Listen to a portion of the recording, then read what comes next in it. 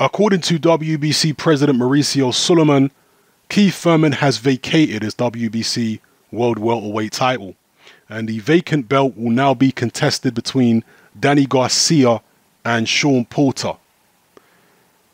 The article also states here on screen that Keith Thurman will get an immediate crack at the winner of the Garcia-Shawn Porter fight whenever he's ready to come back, because Keith Thurman has been plagued with injuries over the past year or so, and he's going to be out the ring perhaps until 2019. We'll see.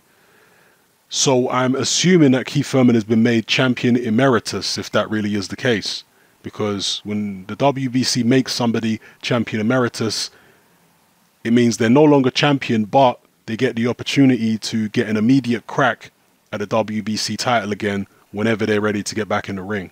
So I'm assuming, I don't know that for a fact, but I'm assuming that Thurman is champion emeritus. So let me know how you think about this news in the comment section below, people.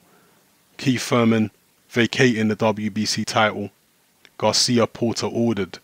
Who have you got in the Garcia Porter fight? How do you see it going? And what do you make of the career of Keith Thurman at this point? Do you think there's any way back for him? A lot of people are saying Keith Thurman's finished. He's too injury prone. He'll never make it back to the ring. I don't know, maybe it's just a bad period for his career. There have been fighters who have been plagued by injuries for a certain time period in their career, but they do manage to make it back and have a lot of success. It remains to be seen whether that's going to be the case with Keith Thurman, or whether these injuries do signal the end of his reign as a top flight welterweight and a world champion. We'll see. Let me know how you feel in the comment section, people. It's happening. I'm out.